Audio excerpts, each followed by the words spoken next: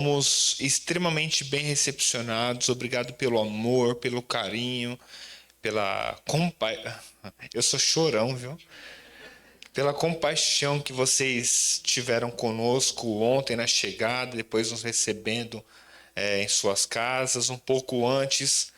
O tempo aqui com os jovens foi muito legal, muito edificante. E para nós é um privilégio estarmos aqui servindo. Como foi dito, é um benefício para vocês, mas muito mais para nós que podemos estar aqui servindo a igreja local, edificando pessoas e saindo daqui edificado através da vida de vocês. Então, muito obrigado. Como eu já fui apresentado, meu nome é Mateus, sou missionário no Palavra da Vida, estou, estou em processo de treinamento para ser enviado para Moçambique. Esperamos aí que ao final de 2025 as coisas se concretizem e que estejamos lá. Sou casado com Carol, temos 2 filhos, a Raquel de 5 anos e o Levi tá para fazer 3 anos, os dois bem bagunceiros. E não teria como trazê-los aqui porque a dinâmica é muito intensa, então preferimos com que eles ficassem em casa para eles estarem dentro da rotina. Pais de pequenos, ou que já foram pais de pequenos, sabem que eles são um turbilhão, né? Então, a preferência é que a gente consiga deixá-los um pouco mais tranquilos em casa. Hoje, quem estava aqui ouviu o Destro falar um pouquinho sobre Filipenses. Muito bom ouvi-lo nas salas. Eu consegui passar em algumas. Creio que vocês foram edificados. Espero que essa mensagem também fale aos nossos corações. Então nós iremos estudar uma carta que fala de alegria, e quem estava aqui no salão sabe qual é a carta que nós já vamos ver.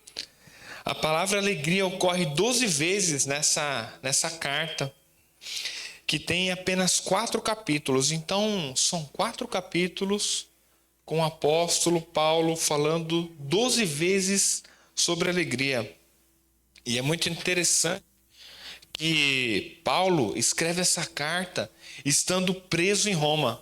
Como pode, né? Alguém preso não por causa de um delito que ele cometeu, mas preso por causa do evangelho, por ele ser ministro do evangelho. Ele fala isso em Filemão, pela causa de Cristo é que estou preso. E ele está se alegrando. Daqui a pouco nós vamos dar uma olhadinha para Filipenses, alguns trechos. Ao tratarmos sobre alegria, nós podemos ter aquela impressão de que os livros de ajuda, palestras motivadoras, oferecem a chave para a felicidade. Mas a busca por esse tipo de felicidade leva as pessoas à incapacidade, à tristeza, e cada vez mais elas são controladas pela circunstância.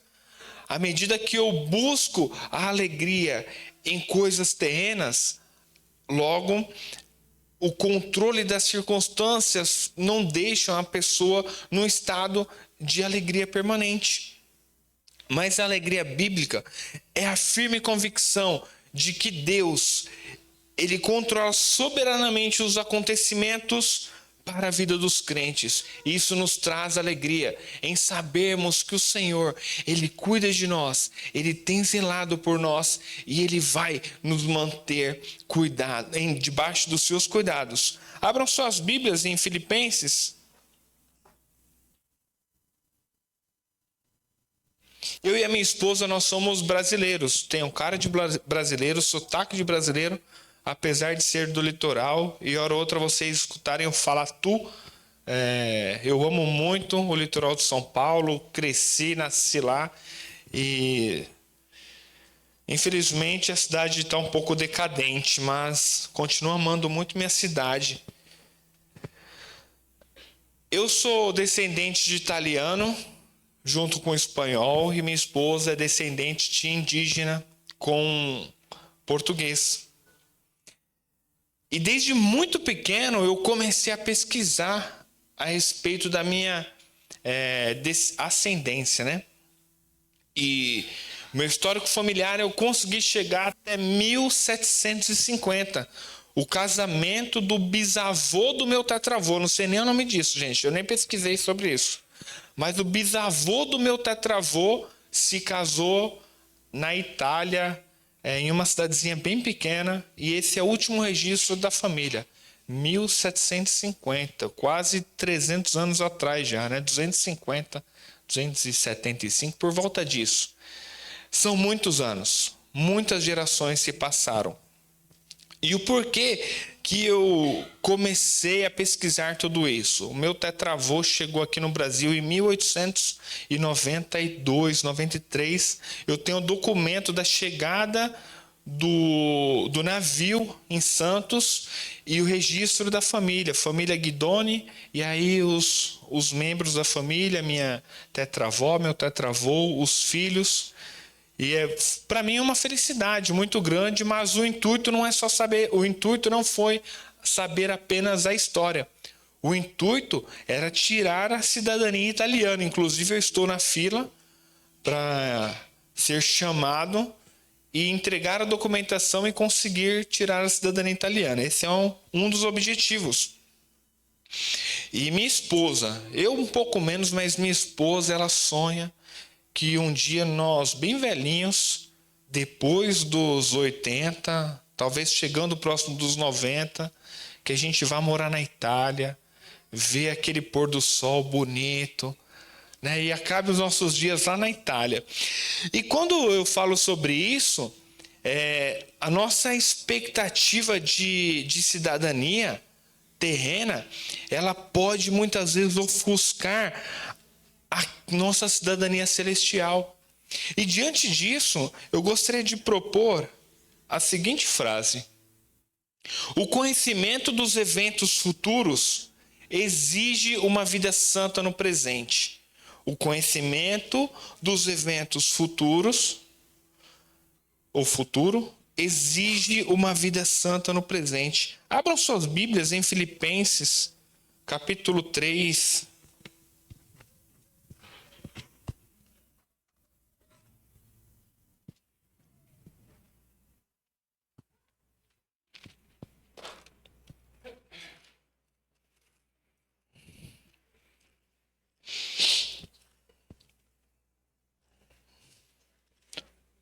Antes de lermos o trecho, eu gostaria só de citar algumas passagens aqui para demonstrar a alegria de Paulo, a primeira prisão dele em Roma, por volta do ano 56. Ele diz, capítulo, não precisa ler não, tá? Ele diz, capítulo 1, versículo 18, por isso me alegro, de fato, continuei a alegrar-me. Depois, capítulo 2, versículo 1, versículo 2, completem a minha alegria. Depois nós vamos para o capítulo 3, irmãos, alegrem-se no Senhor. Depois nós vamos para o capítulo 4, versículo 1, vocês que são a minha alegria.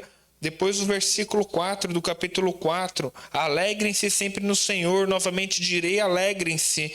Depois do versículo 10, alegro-me grandemente no Senhor. Percebam quantas vezes fala de alegria numa carta tão pequena.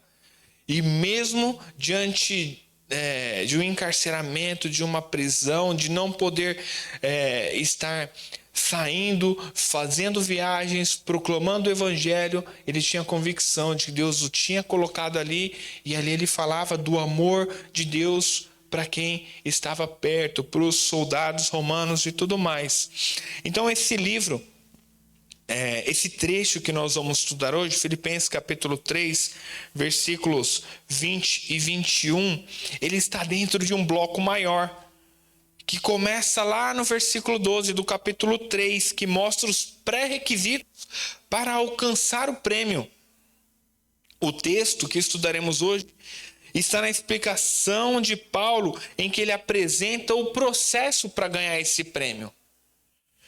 E nesta noite, ou nesta manhã, nós veremos o conhecimento dos eventos futuros exige uma vida santa no presente.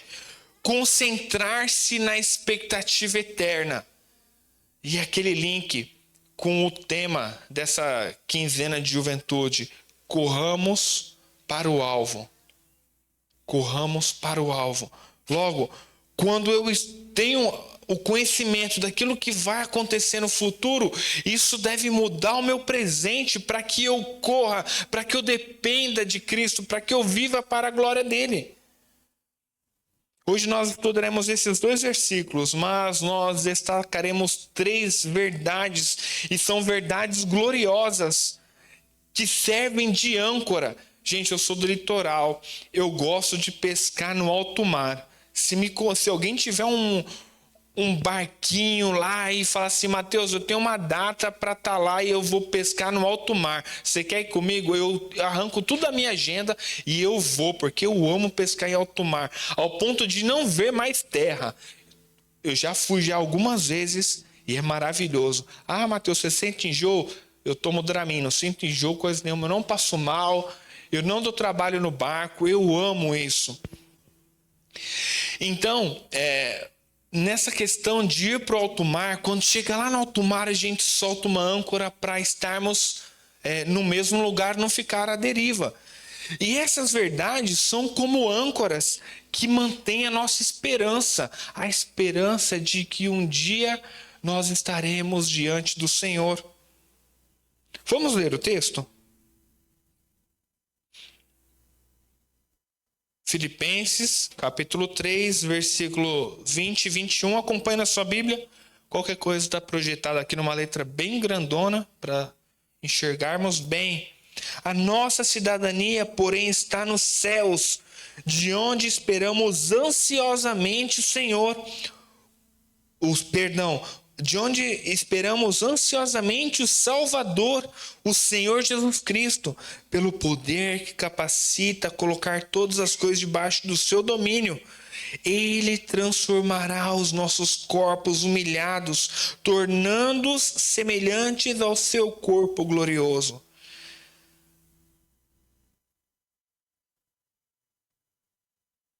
Nessa manhã nós veremos 3 verdades que são âncoras para a nossa esperança. A primeira verdade, que é como se fosse uma âncora para a nossa esperança, é essa: o céu é a nossa pátria, que está bem no versículo 20. E começa: a nossa cidadania, porém, está nos céus. Esse termo, pátria, a nossa cidadania, não se encontra em parte alguma no Novo Testamento. Em nenhuma parte a gente encontra isso, só aqui. A nossa cidadania, porém, está nos céus. Essa frase descreve a conduta dos crentes de Filipenses. É interessante, porque os filipenses, quando nós pegamos a divisão, Paulo fala sobre uma exortação e depois ele fala sobre uma boa motivação, uma exortação e um encorajamento para os filipenses. E muito provável aqui, Filipenses, os filipos, eles eram um pouco soberbos. Por quê? Filipos está na Macedônia, então tem a Itália, do lado a Albânia, Macedônia do Norte, tem um mar entre a Albânia e a Itália. Itália é aquela botona, Albânia, Macedônia, e a Grécia um pouco mais embaixo, sim. Filipos está dentro da Grécia, uma cidade da Grécia. E se tornou o nome Filipos por causa de Filipe. Filipe é o pai de Alexandre o Grande. Nós conhecemos bem a história de Alexandre o Grande, o território gigantesco que o Império Romano tomou, e depois as cidades tinham que entregar que o Haddad está impostos. Olha o que o Haddad está fazendo. Que o Haddad está aumentando um pouquinho, né? Nada de política aqui, tá? Foi só uma referência para eu lembrar a respeito dos impostos. Então, muitas cidades pagavam impostos a Roma. E quem pagava imposto a Roma depois tinha o direito de cidadania. Por isso que Paulo que é de Tarso. Tarso está também ali bem pertinho de Filipos. Ele tinha cidadania romana, porque ele estava debaixo do poder romano. Então as pessoas de Filipos também, eles tinham essa cidadania romana, essa cidadania romana, e eles não precisavam pagar imposto a Roma. Então eles podiam ser um pouco soberbos por causa disso. E com base nisso, Paulo exorta: olha, nossa cidadania não é terrena. Nossa cidadania, ela está nos céus. E a razão pela qual nós devemos seguir esse exemplo de Paulo é que nós temos uma cidadania no céu. Nós temos uma cidadania na terra, mas a nossa cidadania e destino, ela é celestial, é muito mais importante do que a nossa breve permanência aqui na terra. Nós viveremos eternamente com o Senhor. E a cidadania romana que os filipenses desfrutavam significava muito para eles. Nós podemos ver isso em Atos. Ela capacitou, embora estivessem vivendo ali na Macedônia, a dizer: olha, minha cidadania é de Roma. E todos os crentes precisavam aprender a viver como estrangeiros nessa terra, a sermos peregrinos. Eu estava na casa do Antônio, ele falando das mudanças que ele já teve por causa de trabalho, de ter que mudar para diversas cidades.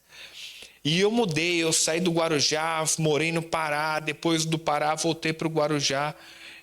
E os primeiros anos de casamento, a gente tem pouco dinheiro, a gente começa a morar num lugar, pelo menos foi assim comigo, mora num lugar, vai para outro, daqui a pouco se muda. No último ano nós tivemos 10 mudanças.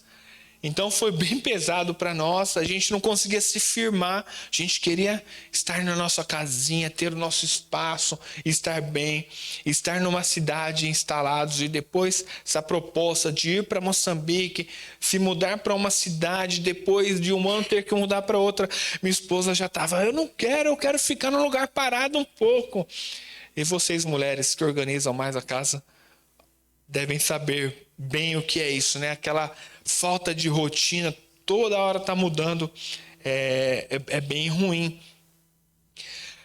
E a perspectiva de Paulo é falar aos cidadãos de Filipos: nossa cidadania está nos céus, a nossa vivência é com olhos na eternidade. E aqui eu tenho algumas implicações para a nossa vida, algumas lições. A primeira lição é essa: a nossa pátria, ela é celestial. Nós devemos viver aqui com essa perspectiva. O terreno é passageiro, o terreno é efêmero. Logo passa, num piscar de olhos. Ontem, a minha bebezinha de 5 anos ela nasceu grandona assim, né? Então, mas acabou de nascer e o negócio passou no piscar de olhos. Minha esposa está falando do anteontem para mim: marido, a gente tem que comprar roupa, a Raquel cresceu. Compre roupa, mulher, para a menina. Cresce no piscar de olhos. Vocês que são pais, foram pais, são avós, sabem que passa num piscar de olhos. Isso, uma vez eu comentando com a minha mãe, eu tive a percepção de que eu estou ficando velho depois que eu tive filhos. Porque a gente vai vivendo e vai achando que tá tudo bem, tá tudo na mesma rotina. A gente vai conseguindo fazer as coisas. Mas a menina que era pequenininha agora já está correndo, indo para a escola. Daqui a pouco está na faculdade, daqui a pouco não volta mais para casa. E a gente percebe: nossa, o tempo passou de fato. Um dia vocês verão como é isso. Eles verão ou não verão? Verão. Então, ter essa perspectiva de que nós somos passageiros, mas a nossa cidadania é celestial. Isso deve mudar o nosso comportamento. Interessante que aqui já apareceu tudo, né? Era para aparecer um por vez. Nós precisamos aprender a viver como estrangeiros e peregrinos nessa terra. E por fim, aparece a terceiro? Não. Mas tem mais uma aqui, implicação. A nossa conduta deve ser compatível com a nossa cidadania celestial. O nosso estilo de vida, a maneira com que nós andamos, a maneira com que nós vivemos, a maneira com que nós nos comportamos, elas não devem ter um comportamento terreno que tem uma visão mundana. Nossa cidadania, nosso comportamento, a nossa vida, a maneira com que a gente corre para alcançar o alvo deve ser uma maneira onde eu agrade a Deus, onde eu viva focado e eu tenho um Salvador. E é isso que o versículo diz. Eu tenho um Salvador, eu tenho um Senhor, ao qual eu presto contas, ao qual eu sou servo e devo me submeter. Nós vimos a primeira verdade, e uma verdade gloriosa, que serve como âncora de esperança, que é a nossa cidadania, a nossa pátria. Agora nós veremos a segunda verdade, que serve como âncora para a nossa esperança. Um pouco enrolado, mudando de slide aqui, mas vai dar bom. E está na segunda parte, olha só, a nossa cidadania, porém, está nos céus, de onde esperamos ansiosamente o Salvador e Senhor Jesus Cristo. A segunda vinda de Jesus é a nossa esperança. Um dia Jesus voltará. Ele deixou isso claro. Ele prometeu que voltaria. Quando ele está subindo aos céus, ali em Atos, os anjos vêm e falam: Galileus, por que vocês estão olhando para o céu? Esse mesmo Jesus que subiu, ele voltará.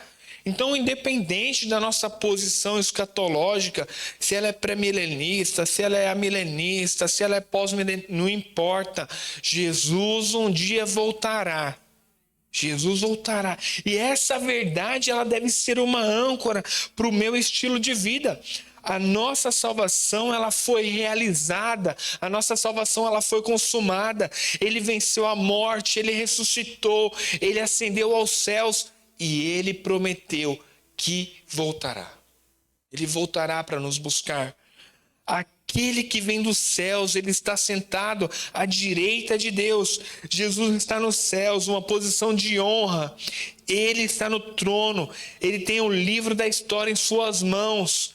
Ele governa, ele reina soberanamente sobre a igreja e sobre todo o universo. E ele disse que ele voltará. Aquele que vem é a nossa esperança. A igreja é a comunidade da esperança. Nós estamos aqui porque nós temos a esperança. A esperança que ele pode transformar o nosso lar. A esperança que um dia nós seremos transformados. A esperança que um dia nós estaremos com ele. Vivemos cada dia, ou devemos viver a cada dia, no retorno iminente de Cristo. Nós não sabemos o dia. Jesus disse: eu não sei o dia nem a hora, mas isso vai acontecer, irmãos. Cada geração sucessiva da igreja desfruta do privilégio de viver como se fosse aquela geração que haverá de saudar o retorno de Cristo. Pensa, se Jesus voltar hoje, nós somos a geração que está cada vez mais próxima do retorno de Cristo. Já se passaram quase 2000 anos. Jesus subiu aos céus por volta de 30 anos, nós chegamos em 2030 ainda.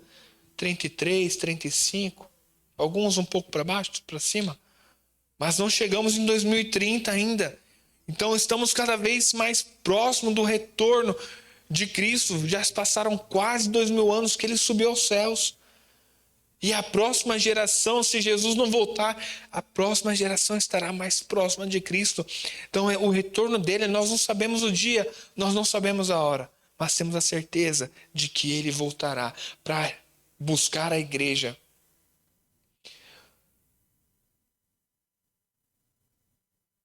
Aqui nós aprendemos mais algumas lições.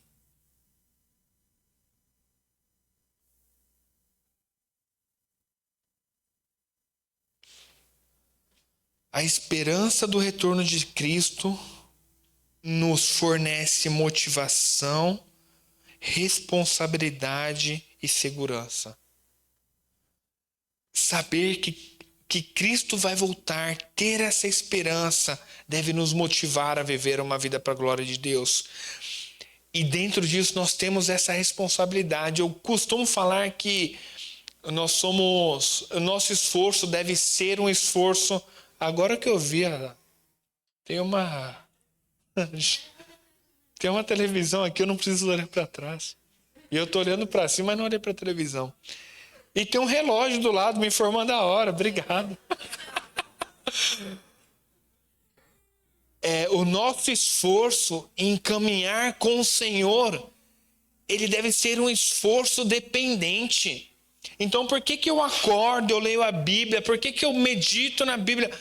Por causa da graça dele, porque ele me ajuda. Porque se fosse pelos meus esforços, eu não conseguiria ler, eu não conseguiria meditar, eu não conseguiria buscar ao Senhor. Mas pela graça dele, pelo Espírito dele que habita em nós, nós podemos. E nós temos a responsabilidade de viver em comunhão, nós temos a responsabilidade de meditar nas Escrituras, nós temos a responsabilidade de ser sal e luz, nós temos a responsabilidade de correr perseverantemente na dependência do Senhor. Certos de que o Senhor é quem nos auxilia, o Senhor é quem nos ajuda, o Senhor é quem nos fortalece. Não é o meu esforço, é a mão dele sobre mim. É o Espírito dele me ajudando, me auxiliando, me desvencilhando do pecado. E a outra verdade, né? Ele é o nosso Salvador. Ele é o nosso Senhor. Ele nos resgatou do império das trevas. Ele nos deu vida, vida em abundante. É em Jesus que nós podemos pegar os nossos fardos pesados e entregar a Ele, depender dEle, desfrutar da sua maravilhosa graça. Então nós vimos a primeira verdade que serve como âncora, que é a nossa pátria. Nós acabamos de ver a segunda verdade, que é a nossa esperança, que a segunda vinda de Jesus é a nossa esperança. E agora nós veremos a terceira verdade que serve como âncora para as nossas vidas. Que a glorificação é a nossa certeza. Olha o que o texto diz, versículo 21. Pelo poder que o capacita a colocar todas as coisas debaixo do seu domínio, ele transformará os nossos corpos humilhados, tornando-os semelhantes ao seu corpo glorioso. O nosso corpo será glorificado na segunda vinda de Cristo. Quando a trombeta de Deus soar e Cristo vier com seus anjos, acompanhado dos santos glorificados, os mortos em Cristo vão ressuscitar com corpos imortais. Eu tenho uma dúvida de como serão os nossos corpos. A Bíblia não fala como será. Por exemplo, eu não sei se eu vou ter o rosto de quando eu tinha 10 anos, se eu tinha 20 anos, ou agora que eu estou na minha plena beleza, com 37. Uma coisa eu sei, que os nossos corpos não terão mais o pecado. Nós estaremos plenamente livres do pecado. E nós podemos desfrutar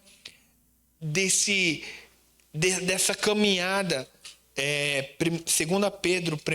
2 Pedro, capítulo 1, versículos 3, diz que Deus nos deu tudo o que precisamos para viver uma vida em santidade. Mas plenamente, na esfera de que nós não vamos mais ter pensamentos pecaminosos, não vamos agir, será quando os nossos corpos serão glorificados. E Ele transformará os nossos corpos humilhados, tornando semelhantes ao seu corpo glorioso. Ausentes do pecado, o corpo ausente da presença do pecado, nós seremos glorificados. Por quê? Porque o poder que capacita a Jesus a colocar todas as coisas debaixo do seu domínio, ele disse: toda autoridade me foi dada nos céus e na terra. Logo, a glorificação do nosso corpo se dará pelo poder infinito de Deus. Segundo a sua eficácia, ele subordinará todas as coisas a si. O nosso corpo será semelhante ao corpo da glória de Cristo. Nosso corpo de humilhação, sujeito à fraqueza, à enfermidade, ao pecado, será revestido de imortalidade, brilhará como o sol, brilhará como as estrelas do firmamento. Será um corpo tão glorioso quanto ao corpo da glória de Cristo. Seremos conformes à sua imagem. Sabemos que quando ele se manifestar, seremos semelhantes a ele, porque haveremos de vê-lo como ele é. Fala em 1 João capítulo 3.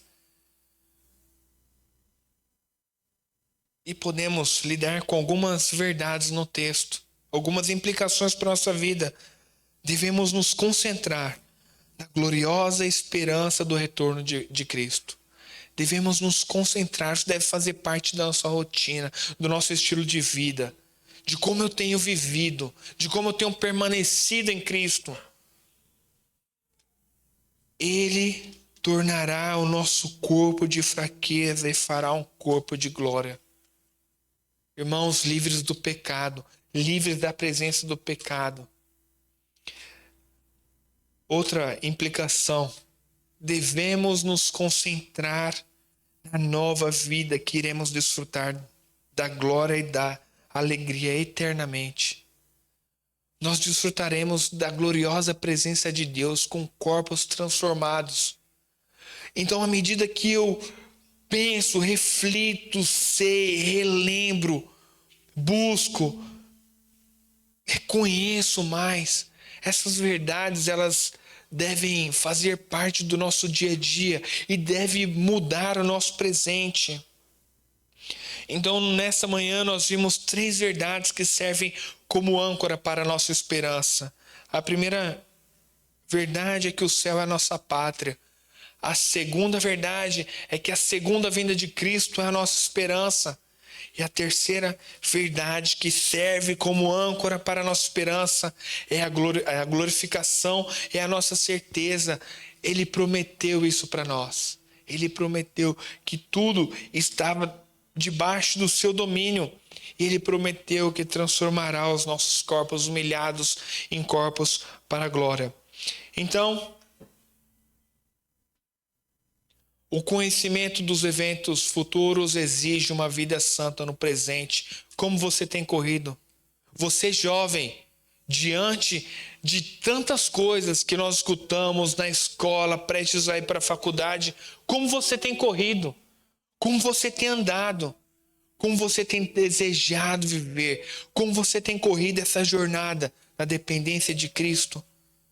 Ciente de que Ele está te vendo no presente e certo de que no futuro nós seremos recompensados, que possamos viver com essa expectativa de que nós temos uma cidadania celeste, de que nós seremos transformados e de que Cristo vem. Amém? Vamos orar mais uma vez e eu passo para o pastor. Deus, nós louvamos ao Senhor, Pai, por essas verdades, pelo fato, Pai, de o Senhor nos dar esperança, o fato de o Senhor, Pai, nos dar uma alegria, que é essa de esperarmos o Teu Filho, que vivamos o presente, Pai, com olhos no futuro, que o conhecimento dos acontecimentos que em breve, Pai, ocorrerá, que isso mude o nosso presente. Nos ajuda, Pai, a corrermos com perseverança a corrida que nos é proposta, em nome de Jesus. Amém, Pai.